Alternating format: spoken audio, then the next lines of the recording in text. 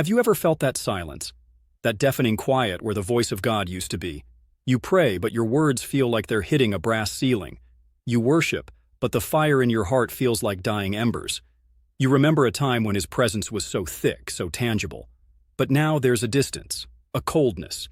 You ask yourself, God, where did you go? But what if the more terrifying question is, what if He never left? What if instead we unknowingly asked Him to leave? The Bible is devastatingly clear on this. The Holy Spirit is not an impersonal force like the wind or electricity. He is a person, the third person of the Godhead. And because He is a person with emotions, with a will, with desires, He can be grieved, He can be saddened, He can be pushed away. The Apostle Paul gives us a chilling command in Ephesians chapter 4, verse 30. And do not grieve the Holy Spirit of God with whom you were sealed for the day of redemption. This isn't about losing your salvation. This is about losing your intimacy. It's about losing the power, the guidance, and the comfort that He was sent to give you. It's about having a multi-million-dollar spiritual inheritance in your bank account, but living like a beggar because you've severed the connection. Today, we're not just going to talk about this. We are going to expose the enemy's tactics. We are going to pull back the curtain on 8 specific, subtle, and devastating behaviors that create distance between you and the Spirit of God. The first behavior that causes the Holy Spirit to pull back is a heart chained by unforgiveness. Ephesians chapter 4, verse 31 says, "Get rid of all bitterness, rage, and anger, brawling and slander, along with every form of malice." Notice how Paul ties this directly to grieving the Spirit. Why? Because the Holy Spirit is the Spirit of grace.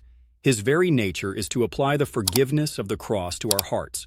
When we refuse to give to others what He has so freely given to us, we are operating in a spirit that is the complete opposite of His. Think about it. Have you ever held a grudge against a parent, a friend, a co-worker? You replay the offense over and over. You build a case against them in your mind. In those moments, do you feel close to God? Or do you feel that cold, hard knot in your soul? That knot is the absence of His grace. That is the feeling of a grieved spirit. Don't wait until you feel like forgiving. Forgiveness is not a feeling, it is a decision. Say this prayer: "In the name of Jesus, I choose to release my dad from the debt I believe they owe me. I hand them over to you, Lord." You may have to do it 100 times, but every time you do, you align yourself with the Spirit of grace and invite Him back into that wounded place. The second behavior that suffocates His presence is a tongue tangled in deception. In John's Gospel, Jesus gives the Holy Spirit a specific title. He calls Him the Spirit of Truth. Truth is not just something He does, it is the very atmosphere He breathes. Therefore, when we choose to operate in lies, no matter how small, we create an environment where He cannot dwell. The most terrifying example is in Acts chapter 5. A couple named Ananias and Sapphira sold a piece of property. They brought a portion of the money to the apostles but pretended it was the full amount. They wanted the reputation of generosity without the reality of sacrifice. Peter's words cut to the heart. "Ananias, how is it that Satan has so filled your heart that you have lied to the Holy Spirit?" They didn't just lie to men. They lied to the Spirit of truth Himself, and the consequence was immediate and fatal. Will God strike us down for every white lie? Probably not. But the principle remains. Deception in any form is a direct insult to the Spirit of truth. It creates a toxic atmosphere He will not inhabit. This includes exaggerating stories to make yourself look better, hiding purchases from your spouse, or creating a false image of yourself online. Each time you're saying to the Spirit of truth, "Your currency is not welcome here," ask the Holy Spirit right now, "Show me one area where I have been walking in dishonesty." Don't be defensive. Let Him reveal it. Then confess it to God immediately. Repentance clears the air and allows the Spirit of truth to breathe freely in your life again. The third behavior is willfully ignoring the fire alarm of His conviction. 1 Thessalonians chapter 5, verse 19 commands us, "Do not quench the Spirit." To quench something means to extinguish it, to put out its fire. The Spirit is often symbolized as fire, a fire of passion, purity, and power. When He convicts you of sin, it's like a fire alarm going off.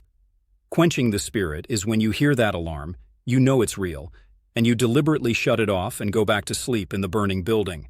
It's not about stumbling into sin by accident. It's about consciously continuing in what you know is wrong. You keep watching that show. You keep indulging that fantasy. You keep feeding that envy. Each time, you pour water on the fire of the Spirit until all that's left is cold. Stop negotiating with sin. Identify one area where you've been snoozing His conviction. Today, instead of feeding it, starve it. Instead of making excuses, confess it. Put up a barrier. If it's your phone, install a filter. If it's a relationship, create distance. Do whatever it takes to stop pouring water on the fire and start fanning the flame. The fourth behavior that forces the Holy Spirit to keep His distance is gossip, slander, criticism, and negativity. Ephesians chapter 4 verse 29 says, "Do not let any unwholesome talk come out of your mouths, but only what is helpful for building others up according to their needs, that it may benefit those who listen." Notice the standard here. It's not just don't say bad words. The real question is, do your words build or do they demolish? Do they heal or do they infect? The Holy Spirit is the comforter. He is the encourager. When we engage in gossip, even when we disguise it as a prayer request or just venting, we partner with the accuser himself, Satan. Gossip and slander release a foul odor in the spirit realm that repels the presence of God. The same mouth you use to worship on Sunday cannot be the same mouth you use to tear down His children on Monday. It grieves Him deeply. For the next 24 hours, commit to a fast from negativity. No complaining, no criticizing, no gossip. Instead, go out of your way to speak words of life, encouragement, and gratitude. Watch the spiritual atmosphere around you shift. The fifth behavior is a heart filled with ingratitude. Philippians chapter 2 verse 14 commands us to do everything without grumbling or arguing, so that you may become blameless and pure, children of God without fault in a crooked and depraved generation, in which you shine like stars in the universe. Complaining is not just harmless venting.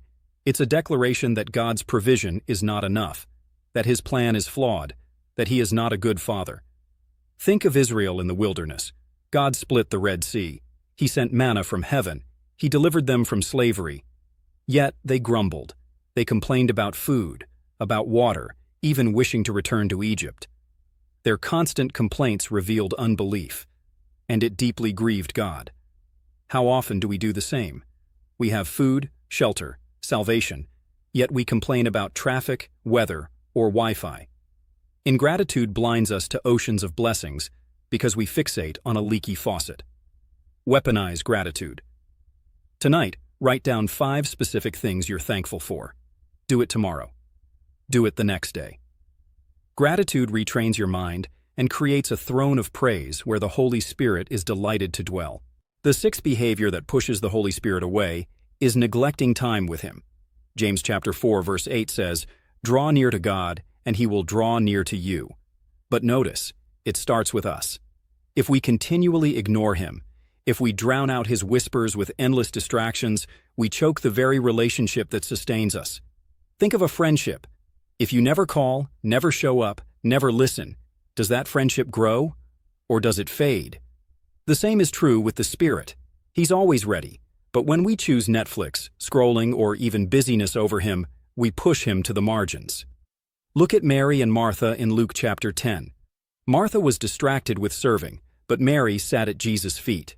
Martha wasn't doing evil, she was doing good, but good became the enemy of best. Jesus said Mary chose the one thing needed.